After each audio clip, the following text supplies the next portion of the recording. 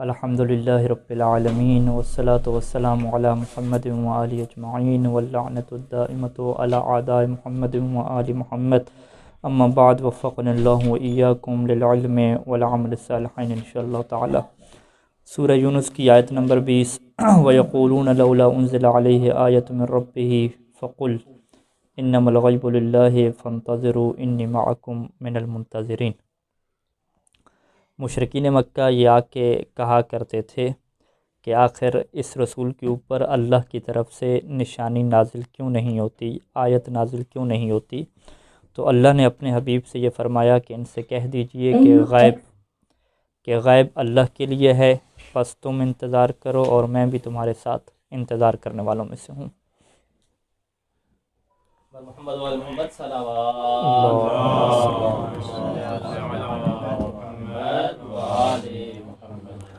اس آیت کی تفسیر باطنی میں جو ہمارے پاس ایک روایت ہے اس کے اوپر گفتگو جاری ہے کہ جس روایت کے مطابق قرآن مجید کی اس آیت میں اور جو شروع میں بالکل آیت ہے غیب والی، اس غیب سے مراد جو ہے وہ حجت قائم ہیں اور ہم سب کو جو ہے وہ ان کے انتظار کا حکم دیا گیا ہے۔ فَانْتَظِرُوا إِنِّی مَعَکُم مِّنَ الْمُنتَظِرِینَ، انتظار کے اوپر بحث کے بعد جو ہماری آخری بحث ابھی چل رہی ہے وہ منتظرین کے بارے میں ہے اور منتظرین کی صفات کے بارے میں ہے۔ منتظرین کی صفات کے بارے میں جو خصوصی روایات ہیں کہ جس کے اوپر منتظرین کا اور آخری زمانے کے لوگوں کا ذکر کیا گیا اور ان کی صفات بیان کی گئیں، ان میں سے جو پہلی روایت ہے ابو حمزہ سمالی کی، اس میں گفتگو جاری تھی کہ جس میں امام علیہ السلام نے جو پہلی صفت یہ ذکر کی کہ آتاہم من العقول والافہام والمعرفت، کہ ان کے پاس کیا ہوں گی، خاص قسم کی عقل ہوگی، معرفت ہوگی، فہم ہوگا، بصیرت ہوگی، یہ پہلی صفت ہوگی۔ دوسری صفت اولئک المخلصون حقا، کہ یہ لوگ حقیقی طور پہ مخلص ہوں گے، یعنی اللہ کے خالص کیے گئے لوگ ہوں گے۔ تو یہاں پہ ہم نے گفتگو کا آغاز یوں کیا کہ روایت کے مطابق جن لوگوں نے اعراب گزاری کی ہے سب کے مطابق یہاں پہ لفظ مخلصون نہیں ہے، اس میں فاعل نہیں ہے بلکہ اس میں مفعول ہے۔ اور قرآن مجید نے بھی دو طرح کے جو ہے وہ مخلص کا ذکر کیا ہے، ایک ان کا ذکر کیا ہے کہ جن کو اللہ نے خالص کیا ہے، اور ایک حکم دیا ہے کہ تم بھی کیا ہو، خالص ہو کے اللہ کی عبادت کرو۔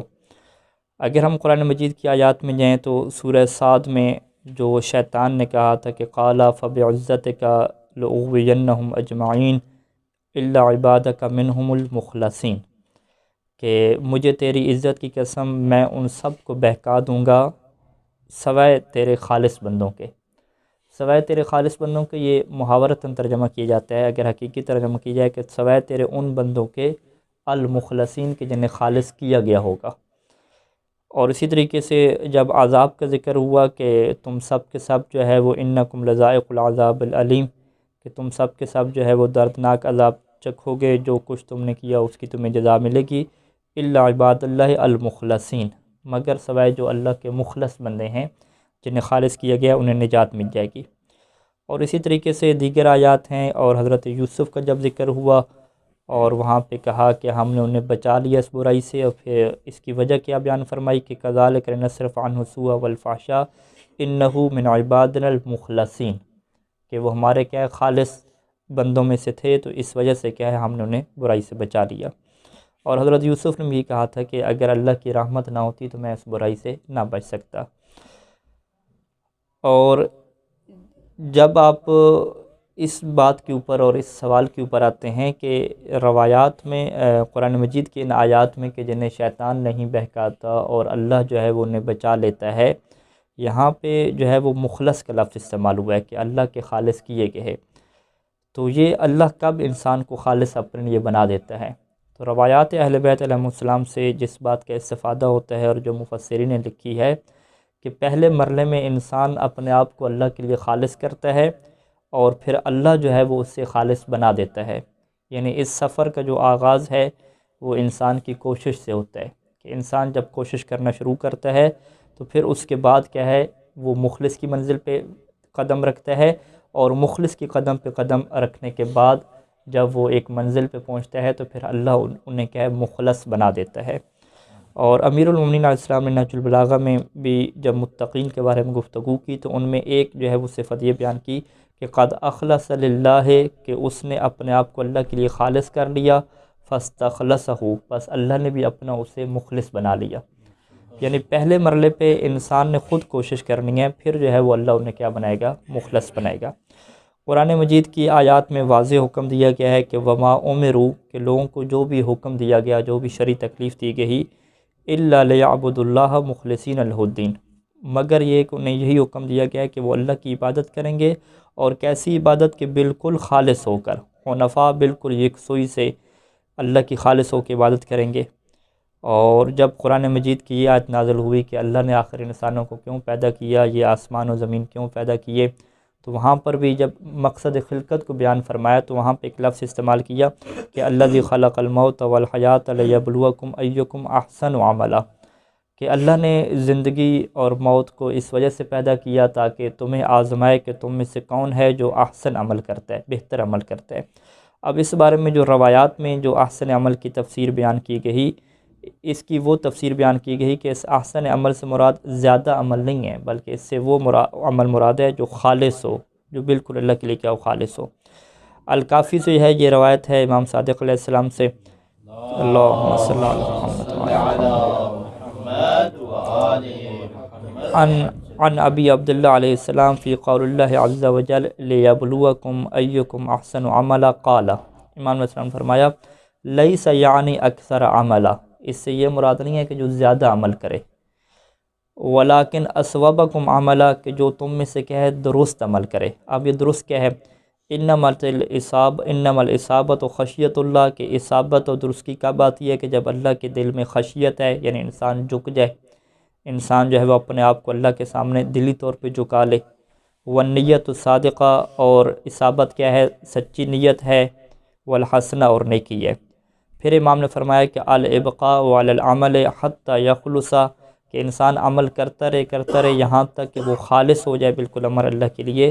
اشد من العمل، یہ خود عمل سے زیادہ کیا سخت ہے، یعنی کوئی نیک عمل کر لینا آسان ہے، لیکن اتنا عمل کرتے رہنا کہ اس کو خلوص کی منزل مل جائے، یہ کیا مشکل ہے۔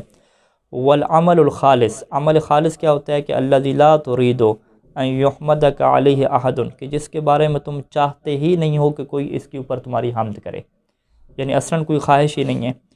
یعنی اس نماز اور عبادت کے علاوہ بھی انسان کیا ہے بہت سارے پروجیکٹ کرتا ہے، دینی پروجیکٹ کرتا ہے، مجالس کا انعقاد، مباحثے کا انعقاد، تو اگر کوئی اس کی حوصلہ افزائی نہ کرے بزرگوں میں سے یا کوئی نہ کرے تو وہ کہتا ہے کہ کسی نے جو ہے وہ کوئی بات ہی نہیں کی، کسی نے جو ہے وہ لائک ہی نہیں کیا، شیئر ہی نہیں کیا۔ تو امام علیہ السلام یہ فرما رہے ہیں کہ عمل خالص وہ ہوتا ہے کہ لا تریدو، کہ جس کے اوپر تمہارے ارادہ اور خواہش ہی نہیں ہوتی کہ کوئی اس کے اوپر تمہاری کیا کرے، حمد کرے۔ اور پھر امام نے فرمایا کہ والنیت افضل من العمل، اللہ آگاہ ہو جاؤ کہ وَإِنَّ النِّيَّةَ هِيَ الْعَمَلُ، کہ یہ جو نیت ہوتی ہے انسان کی یہی عمل ہے۔ اور پھر قرآن مجید کی آیت پڑھی امام علیہ السلام نے کہ نیت عمل کیسے ہے، فرمایا کہ اللہ تعالیٰ قرآن میں فرماتا ہے کہ قُلْ كُلٌّ يَعْمَلُ عَلَى شَاكِلَتِهِ، شاکلتہ کا کیا مطلب ہے؟ یعنی عَلَى نِيَّتِهِ، کہ ہر ایک عمل کرتا ہے اپنی نیت کے مطابق۔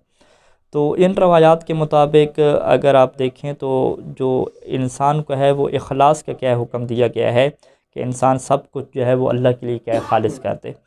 اب یہاں پہ گفتگو ہوتی ہے کہ اخلاص کا مطلب کیا ہے اور اخلاص کا معنی کیا ہے۔ ایک تو ہمارے سامنے واضح ہے کہ الاخلاص ضد الریا، کہ ریاکاری کے مقابلے میں کیا ہے؟ اخلاص ہے۔ ریاکاری کیا مطلب کہ انسان وہ کام ہی لوگوں کے لیے کرے یا اپنے کیا سکون کے لیے کرے۔ ایک اور چیز ہے جو اسی اخلاص کے مخالف ہے کہ وہ کیا ہے کہ جب اللہ کے علاوہ کوئی اور دنیاوی غرض اس کے ساتھ آ جائے اور انضماماً غیر مستقل، وہ ایک ضمیمہ بن کے آ جائے۔ یعنی ہمارے سامنے دو چیزیں ہیں، ایک دفعہ یہ ہے کہ ہم اللہ کے لیے عمل کرتے ہیں اور ایک دفعہ یہ ہے کہ ہم لوگوں کے لیے عمل کرتے ہیں۔ یہ بات تو واضح ہم سب کے سامنے ہے کہ اس قسم کا کوئی بندہ بھی شکار نہیں ہوتا کہ جو ساری کی ساری عبادت بھی کیا لوگوں کے لیے کرے۔ بہت چند ایک ایسے لوگ ہوں گے۔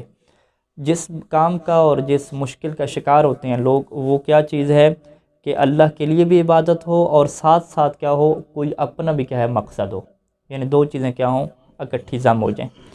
فقہا جو ہے وہ یہ بحث کرتے ہیں نیت میں، جب وہ عمل کی نیت کی بحث کرتے ہیں تو وہاں پہ یہ جو بحث کرتے ہیں وہ ضمیمہ کی کیا بحث کرتے ہیں۔ مثلا سید سیستانی نے منہاج الصالحین میں جب نیت کی گفتگو شروع کی اور کتاب و طہارت میں وضو جو عبادت ہے اس کی نیت کے اوپر گفتگو شروع کی، تو وہاں پہ کہا کہ وضو کو خالص اللہ کے لیے ہونا چاہیے، اور اس کے ساتھ ساتھ ضمیمہ بھی نہیں ہونا چاہیے۔ ضمیمہ کیا مطلب کہ اپنی کیا ہے کوئی خواہش نہیں ہونی چاہیے۔ مثال کے طور پہ انہوں نے ایک اس کی مثال دی کہ اگر ایک انسان وضو کرتا ہے، اللہ کے لیے کرتا ہے، اور ساتھ مقصد کیا ہے التنظیف، کہ میرا چہرہ کیا صاف ہو جائے گا، یعنی اس نے کہا چلو ایک تو وضو ہو جائے گا اللہ کے لیے، اور ایک کیا ہے کہ میرا چہرہ بھی صاف ہو جائے گا، تو انہوں نے کہا کہ یہ اخلاص کے منافی ہے۔ اخلاص کے منافی ہے تو اس کا وضو کیا ہو جائے گا، باطل ہو جائے گا۔ اور اسی طریقے سے ایک اور مثال دی کہ انسان وضو کرتا ہے اور ساتھ یہ ضمیمہ لگاتا ہے کہ مجھے جو ہے وہ ٹھنڈک مل جائے گی، برودت، فریش ہو جاؤں گا۔ تو یہ جو فریشمنٹ بھی ساتھ ہے اور ساتھ کیا ہے اللہ کے لیے بھی ہے، تو دو چیزیں اکٹھی آ گئیں، تو یہ بھی اس کا وضو کیا ہو جائے گا، باطل ہو جائے گا۔ اب یہ جو ضمیمہ انسان لگاتا ہے اپنے عمل کے ساتھ، اس کو فقہا کے دو قسمیں کرتے ہیں، ایک ضمیمہ مستقل اور ایک ضمیمہ غیر مستقل۔ ضمیمہ مستقل کیا مطلب کہ میرا جو عمل کی نیت ہے وہ دو مستقل کے ہیں طریقے ہیں۔ ایک تو جو ہے وہ 50% آپ کہہ لیں کہ اللہ کے لیے کر رہا ہوں، اور 50% کیا ہے فریشمنٹ اور فرض کریں کہ صفائی وغیرہ ہو جائے اس کے لیے کر رہا ہوں۔ یہ تو کیا مستقل ہے کہ دونوں مستقل طور پہ سبب بنتے ہیں کہ آپ یہ کام کر رہے ہیں۔ ایک ہوتا ہے ضمیمہ غیر مستقل، کہ آپ کر تو اللہ کے لیے رہے ہیں، یعنی آپ 80-90% کہہ دیں کہ میں یہ کام اللہ کے لیے کر رہا ہوں، لیکن ساتھ آپ کہتے ہیں کہ چلو ایک کام وہ بھی ہو جائے گا کہ میرے جو ہے وہ چہرہ بھی صاف ہو جائے گا، یہ بھی کیا نیت میں آپ شامل کرتے ہیں۔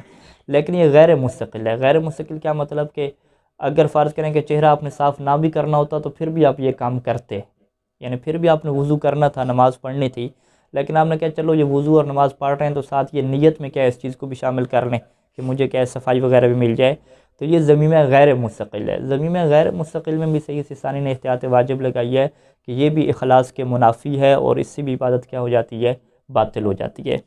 اور فقہا نے اس کے علاوہ اور علماء اخلاق نے اس کی بہت ساری مثالیں دی ہیں۔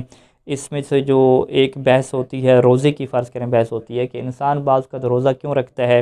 ایک تو یہ ہے کہ چلیں اللہ کی اطاعت ہو جائے، اور دوسرے اس کی نیت میں کیا ہے کہ میرا جو ہے وہ معدہ ٹھیک ہو جائے اور مجھے کیا صحت ملے، کیونکہ روزے میں کیا صحت ہے۔ وہ ایسی نیت کیوں کرتا ہے؟ کیونکہ وہ اس کے میڈیکل کے فوائد پڑھتا ہے، طب کی دنیا میں کیا روزے کے فوائد پڑھتا ہے، تو وہ اپنی نیت میں کیا ضمیمہ لگانا شروع کر دیتا ہے۔ اسی طریقے سے فرض کریں اگر کوئی نماز پڑھتا ہے تو وہ ساتھ ساتھ ضمیمہ لگاتا ہے کہ چلیں ایک قسم کی کیا ہے ورزش ہو جائے گی، کیونکہ وہ میڈیکل میں پڑھتا ہے کہ انسان اگر جو ہے وہ سجدے کی حالت میں سر رکھے تو اس کی دل کی دھڑکن میں بہتری آتی ہے، اور فلاں اس کے کیا فوائد ہیں، آنکھیں تیز ہوتی ہیں، نظر تیز ہوتی ہے۔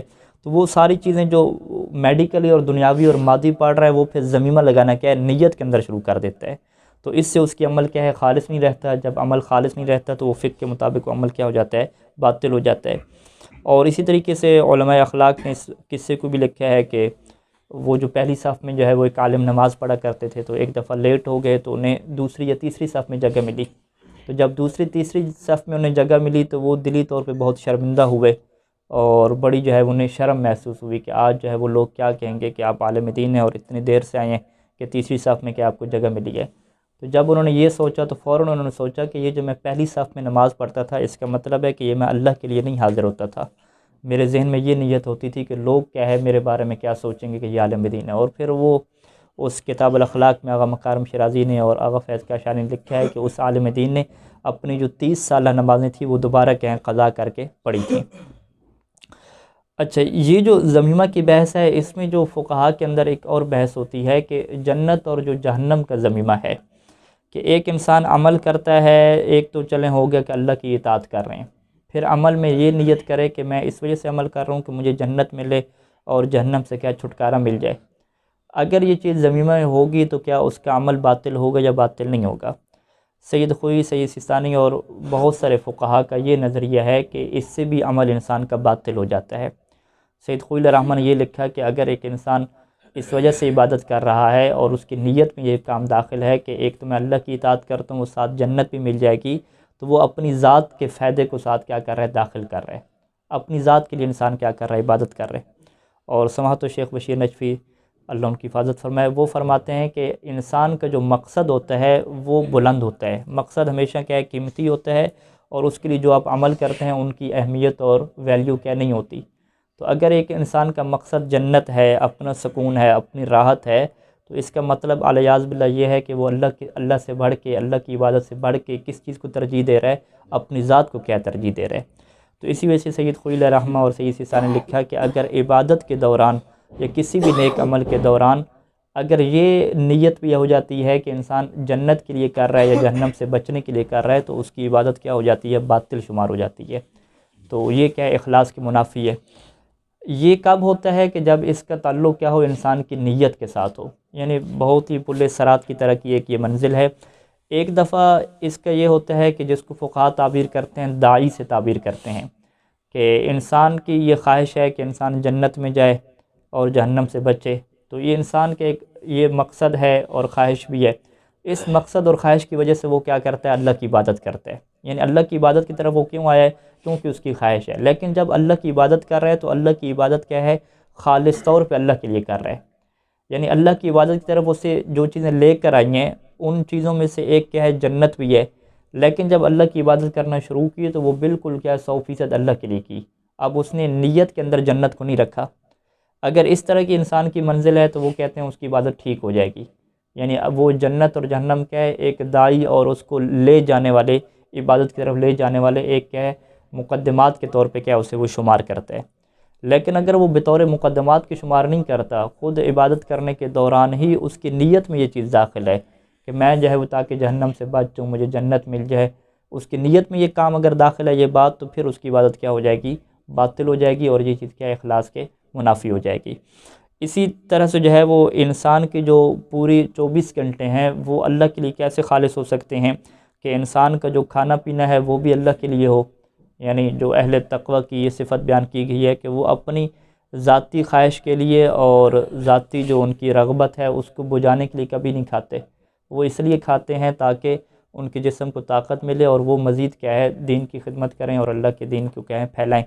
اسی طریقے سے اگر وہ سوتے ہیں تو سونے کا مقصد بھی کیا ہے؟ اور نیت بھی ان کی یہی ہے کہ وہ اللہ کے لیے سو رہے ہیں تاکہ ان کو کیا ہے؟ مزید قوت ملے اور وہ کیا ہے؟ مزید اللہ کے لیے اور دین کے لیے کام کر سکیں۔ اسی طریقے سے حتیٰ کہ واش روم جانا وہ بھی کیا ان کیسی نیت سے ہو تاکہ پیٹ سے گندگی نکلے اور انسان کے جسم کو صحت ملے، تو وہ اللہ کے لیے کریں۔ یعنی انسان کی پوری زندگی کے جو 24 گھنٹے ہیں وہ خالص اللہ کے لیے بن سکتے ہیں۔ اس کی فقط اور فقط ایک ہی طریقہ ہے کہ انسان اپنے آپ کو متوجہ رکھے اور اس دنیا سے کیا ہے؟ بے رغبت ہو جائے۔ اور اسی چیز کو قرآن مجید نے بیان کیا کہ وَإِنَّ لَكُمْ فِي الْأَنْعَامِ لَعِبْرَةً، کہ یہ جو چوپائے ہیں اس میں تمہارے لیے بہت بڑی عبرت کی نشانی ہے کہ نُسْقِيكُم مِّمَّا فِي بُطُونِهِ، کہ یہ جو ان کے پیٹ میں ہے، ان جانوروں کے جو کچھ پیٹ میں ہے، اس کے پیٹ میں کیا ہے؟ گوبر بھی ہے، مِن بَيْنِ فَرْثٍ وَدَمٍ، خون بھی ہے۔ تو ہم کیا کرتے ہیں؟ تمہیں خون اور گوبر کے درمیان سے لبناً خالصاً، خالص دودھ کیا ہے تمہیں پلاتے ہیں، اور یہ جو خالص دودھ تمہیں پلاتے ہیں سائغاً للشاربین، یہ پینے والوں کے لیے کیا ہے؟ بہت ہی پرمزہ اور لطف ہے۔ تو یہاں پہ لبناً خالصاً کو جب قرآن نے استعمال کیا تو ساتھ ساتھ یہ بیان کیا کہ یہ بالکل خالص کیسے بنایا ہے؟ کہ گوبر بھی تھا، خون بھی تھا، پھر بھی جب دودھ بنایا تو نہ اس کے اندر کوئی گوبر کا ذرہ ہے، نہ اس کے اندر کیا ہے وہ خون کی ملاوٹ ہے، کچھ بھی نہیں ہے، بالکل خالص دودھ کیا بن کے آیا۔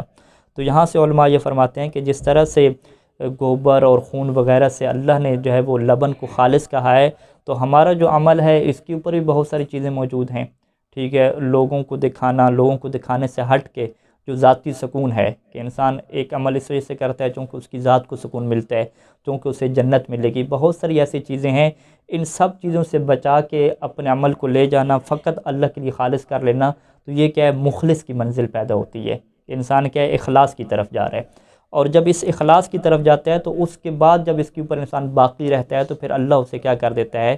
خالص کر دیتا ہے۔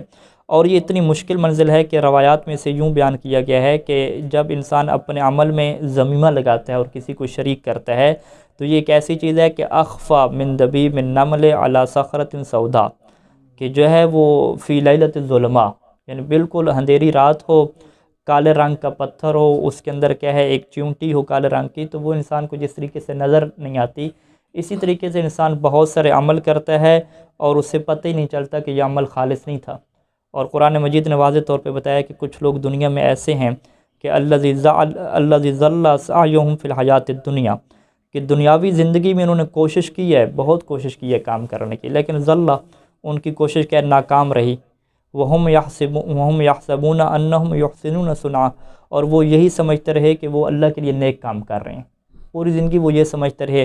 جب قیامت کے دن جائیں گے اور سارے پردے ہٹیں گے تو وہ ان کی یہ جو کوشش ہے یہ بالکل ایسی ہوگی کہ فقط ان کا یہ گمان ہوگا کہ وہ اللہ کے لیے کر رہے تھے۔ جب پردے ہٹیں گے اور ساری چیزیں واضح ہوں گی تو پتہ چلے گا کہ اس میں کیا ہے، کچھ اور مقاصد ہیں۔ الکافی سے کچھ روایات ذکر کر کے گفتگو مکمل کروں گا کہ امام علیہ السلام فرماتے ہیں کہ ما اخلص العبد الایمان باللہ عز وجل 40 یوما، کہ کوئی بھی بندہ اگر 40 دن کے لیے اپنے ایمان کو اللہ کے لیے خالص کر دے، او قال ما اجمل عبد ذکر اللہ عز وجل 40 یوما، یا یوں بھی روایت ہے کہ جو اللہ کی یاد کو 40 دن کے لیے اپنے دل میں بٹھا لے مکمل طور پہ، ہر ٹائم پہ یعنی اللہ کی خاطر متوجہ ہوں، تو اس کا ہوگا کیا کہ زہد اللہ عز وجل فی الدنیا، کہ اللہ اسے دنیا میں زاہد بنا دے گا۔